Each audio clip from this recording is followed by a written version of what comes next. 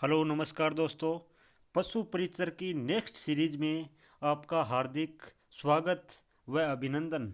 आज आपको agriculture supervisor में एनिमल हस्बेंड्री के जो 2015 में क्वेश्चन आए थे उनका सॉल्यूशन करवाने वाला हूं, तो वीडियो में लास्ट तक बने रहना। चलो वीडियो स्टार्ट करते हैं दोस्तों। सबसे पहला क्वेश्चन, बकरे के मांस को क्या कहा जाता है? तो बकरे के मांस को क्या कहते हैं? चेवन। यानी बकरे के मांस को चेवन कहा जाता है। ये बीफ होता है। ये किसका मांस होता है? ये होता है गाय का। गाय के मांस को क्या कहते हैं? बीफ कहते हैं। और चिकन होता है, ये होता है दोस्तों मुर्गे का। मुर्गे के मांस को क्या कहते हैं? मुर्गे के मांस को कहते हैं चिकन। और पोर्क होता है, ये होता है दोस्तों सूअर का। सूअर के मांस को क्या कहते हैं? ये कहते हैं पोर्क। अब चलते हैं नेक्स्ट पर्सन पे। नेक्स्ट पर्सन है दोस्तों टेटूइंग। टेटूइंग है। टेटूइंग क्या है? ये है एक तरीका जो पशुओं की पहचान बनाने का तरीका होता है, ये टेटूइंग है। अगले क्वेश्चन पे, दोहरे उद्देश्य वाली गाय है यानी द्विकाजी गाय कौन सी है दोस्तों? द्विकाजी गाय है ये नागौरी, क्योंकि ये भार ढोने व भार व दूध दोनों के लिए प्रसिद्ध है। चलो दोस्तों चलते हैं नेक्स्ट पर्सन पे। अब इसमें भैंस की सूरती नस्ल का मूल स्थान कौन सा है? यानी सूरत कहाँ पे है? गुजरात में। तो सूरती भैंस का ये हो गया मूल स्थान।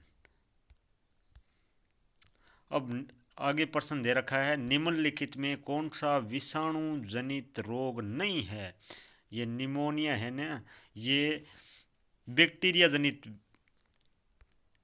ये विषाणु जनित नहीं है। बाकी सब विषाणु जनित है। अब चलते हैं, रानीखेत रोग संबंधित है। रानीखेत रोग होता है वो मुर्गियों से संबंधित यानी कुक्कुट से संबंधित रोग है, वो है आपका रानीखेत। अब आपका एक आगे एक बहुत ही बढ़िया क्वेश्चन है, कृमि हर दवाइयों के रूप में निम्न में से किसका प्रयोग नहीं करते हैं? यानी कृमि को मारने के लिए, कीड़ों को मारने के लिए किसका प्रयोग नहीं करते हैं? कीड़ों को मारने के लिए किसका प्रयोग नहीं करते हैं? लाल दवा का प्रयोग नहीं करते हैं।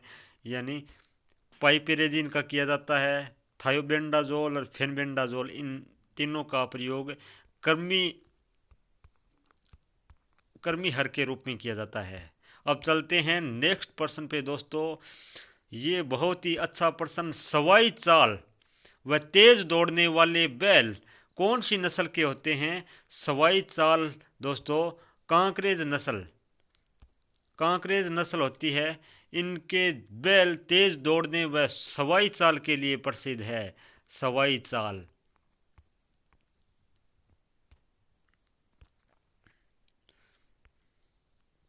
और दोस्तों ये जर्सी होती है, इस जर्सी गाय के दूध में सबसे ज़्यादा फैट किस गाय के दूध में होती है? जर्सी के।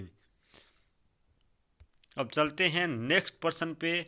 मादा पशुओं में गर्भधारण, मादा पशुओं में गर्भधारण का उत्तम समय होता है वो 12 से 18 घंटे रहता है। अब चलते हैं दोस्तों नेक्स्ट पर्सन है, सर्वप्रथम नवजात बछड़ों को पिलाना चाहिए। यानी ये खीस, ये बछड़े के नवजात के वजन का 1/10 भाग ये पिलाना चाहिए। अब दोस्तों ये प्रश्न है, गाय भेड़ बकरी में कर्तनक दांतों की संख्या कितनी होती है? कर्तनक दांत होते हैं ऊपरी जबड़े या निचले जबड़े, यानी ये निचली जबड़े में कर्तक दांत होते हैं दोस्तों। अब होता है दोस्तों आपका प्रश्न है नेक्स्ट प्रश्न, गाय के दूध में वसा का प्रतिशत होता है। गाय के दूध में औसतन 4 से 5% वसा का परसेंट होता है दोस्तों। मेरिनो विदेशी नस्ल की भेड़ किस देश की है? मेरिनो है दोस्तों, वो है स्पेन देश की विदेशी नस्ल। बहुत ही इंपॉर्टेंट क्वेश्चन, ट्रोंकार कैन्युला किससे संबंधित है दोस्तों? आफरा, पशुओं में आफरा से संबंधित बीमारी है वो ट्रोंकार कैन्युला कहलाती है। दोस्तों आफरा है वो एक रोग जनित है। ये आफरा है किससे? आहार से। पशु जब खाने में आहार से संबंधित ये बीमारी होती है आफरा। चलो दोस्तों नेक्स्ट प्रश्न है आपका, कुक्कुट पॉक्स जनित रोग है, यानी मुर्गे में पॉक्स से जनित रोग है। ये विषाणु जनित यानी विषाणु से होता है।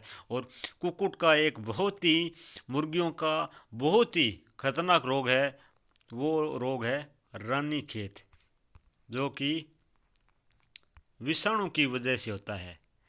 किसकी वजह से होता है दोस्तों? विषाणुओं की वजह से होता है रानीखेत रोग। अब दोस्तों ये प्रश्न है कि कौन सी भैंस के सींग छोटे व जलेबी की तरह मुड़े होते हैं? यानी दोस्तों ये जलेबी की तरह मुड़े होते हैं, ये होते हैं मुर्रा भैंस में। मुर्रा भैंस में जो होते हैं सींग वो छोटे व जलेबी की तरह मुड़े होते हैं दोस्तों।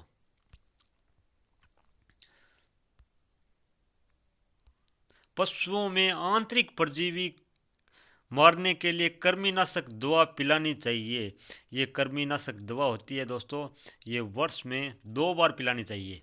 पशुओं में आंतरिक परजीवी को मारने के लिए पशुओं में वर्ष में 2 बार है वो दवा पिलानी चाहिए।